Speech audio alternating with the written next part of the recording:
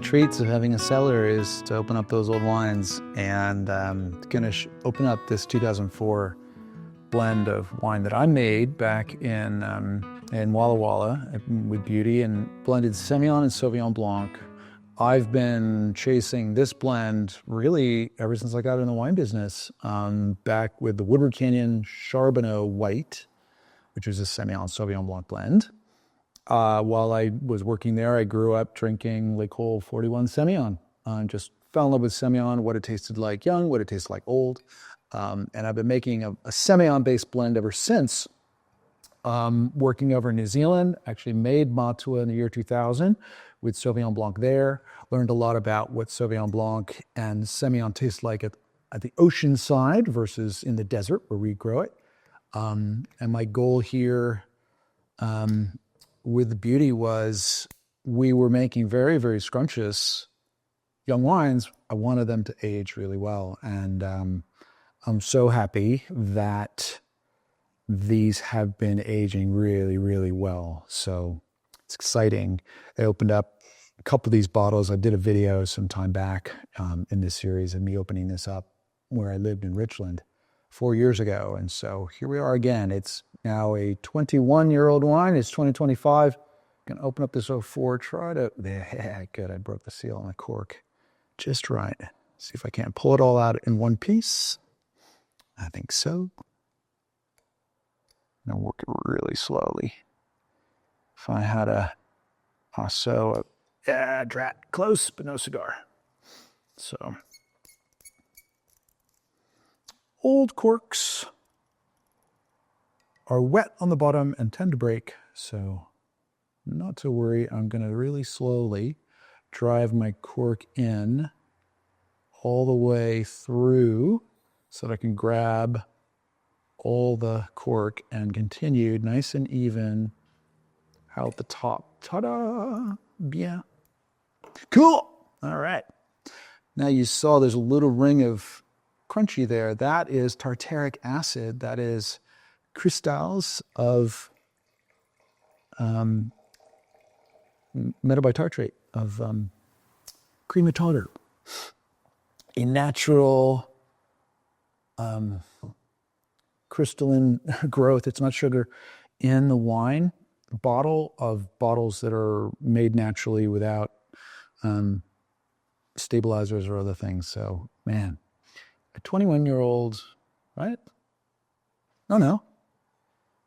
Yeah, 21-year-old white wine, beautiful straw color, beautiful, beautiful color. Yeah, very, very pretty. Wow, vanilla and fruitiness. This is what aging wines is all about. I mean, this is why we do it. As a winemaker, it's one of the biggest goals I have is to make ageable wines. It's evidence of work well done in the vineyard, evidence of work well done in the cellar in such a way as to put together the very best parts of the vintage in that fruit through winemaking so that it's not just delicious, but durable. And that's whether it's an aged pecorino or other age-worthy foods in the world, that is the definition of great production.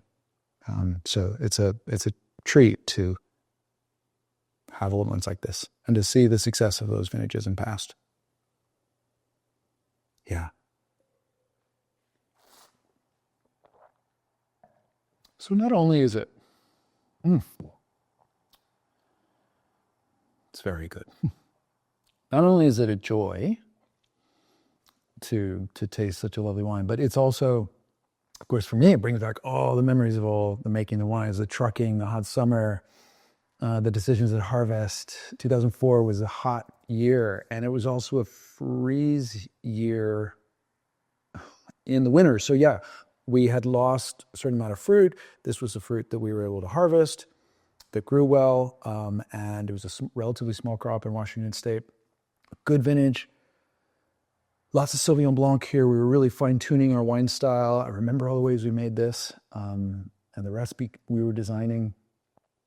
and it's just really fun to remember how it tasted young and to see that the same just great flavors are there, but there's a little bit more honey, a little bit more maybe roasted nuts, almost like a nut butter tone to it, but none of the sort of brown apple or tired sherry-like flavors that you expect out of old white wine, because this wine isn't actually old. It is 21 years and it's doing just right. In fact, I've been tempted to just share this around, but in some ways, I almost want to watch this go over the hill because it's so fascinating how long it's lasted. It's very fresh, but it brings back all the years, all the different things, all the lessons I've learned from New Zealand, Washington, South Africa, and coming home to this. So, put some wines here on the table from the cellar. And these are going to exemplify the way I choose wines and the way I'm able to buy wines confidently every time at any price point and know that I'm going to get a wine that's at least worth my money, even if I'm not going to necessarily fall in love with it. It's definitely going to fit my need for variety, interest, quality, and being worth my money. It comes down to some basic things. I buy by region first, and I buy by producer second. And the third way I buy is when it's a foreign wine, by importer, almost exclusively. There are a few producers that I love that I will buy, like Vietti in Italy, and don't worry about who's importing it. But there are about a dozen key importers in America who find the greatest wines in the world, and everything in their portfolio is good. And so, for instance, I believe it was this Albarino. There are any number of Albarinos out of Spain and Rías Baixas, but because this said Polaner, I knew this was worth my time. Polaner is a great importer for a very long time out of New York. Period. Done. I know that their wine portfolio is great, and that's going to be worth it. Whether I paid $11 or $20 doesn't matter. That's a really good wine. This Malvira I bought at the store up in Seattle at this tasting. This is the Elliott Bay Distributing. I know them personally. They're a small distributor out of Seattle, but I know that their portfolio is also very good, very hard fought, and really delicious. Matua is another example of a producer that I know well. I actually made these wines in New Zealand in 2000. So I know how great the producer is, and I'm looking to see who's the importer here. I can't see who the importer is, which is weird. Imported by TWE Imports, Sonoma. I don't know TWE, but I'm probably going to get to know them. And then this is a local Washington wine, which I love. Sonoma wine. One of my friends in the Gorge.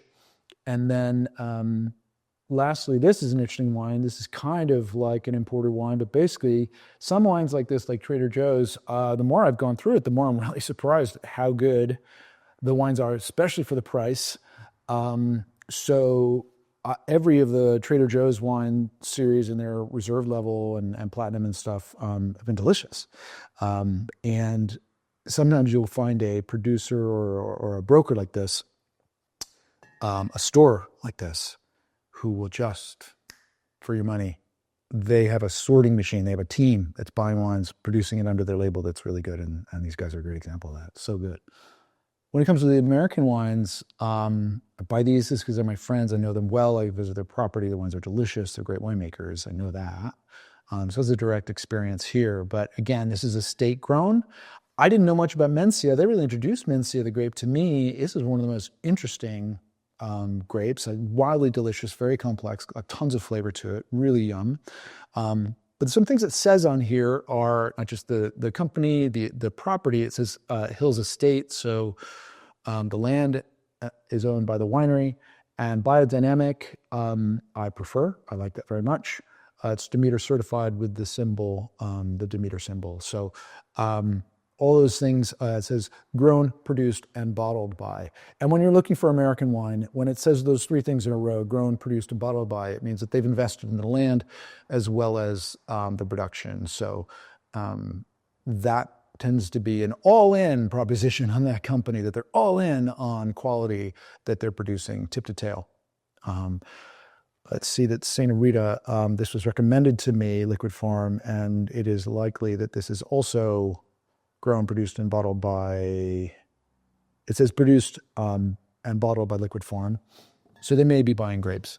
And then these guys as well, beautiful vintage, 100% Pinot Noir vintage 2016 by Treveri. This is their Club Select, very, very lovely wines, grown, produced, and bottled by Treveri. So that's how I pick. I pick by producer, or by region, producer, importer, and a little less by varietal. I'm bouncing around with varietals. I want to try different things. And then lastly, vintage will be something that will sort of seal the deal for me. I'll finally pick on, what do I want this year or that year? That will be the last thing, however important it is in my selecting a wine at random. And that gives me the ability to, again, go into almost any store and really pick wines that I know are worth my money.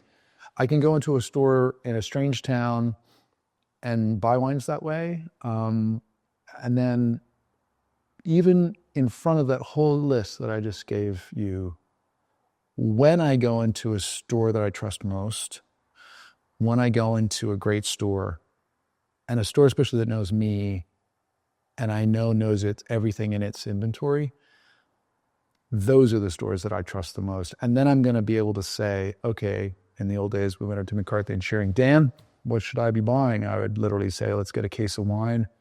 And he would know the kind of wines that I should be drinking, and he would just fill a box of wine for me, and I'd pay for it, whatever the price was, because he knew every bottle in his store he bought himself, and I knew that everything was very well curated. Those are the best stores. Can't always find them. When you can, use them. They will give you the best tour through wine you can have. And when you can't, I can assure you, if you choose your favorite regions, choose your favorite producers, and then stick to the best importers of foreign wine and stick to produced estate-grown wines in America, that's where you're going to get your best wines. Enjoy. Thanks for joining me here in my home, diving into my cellar, and look forward to seeing you next time, everybody.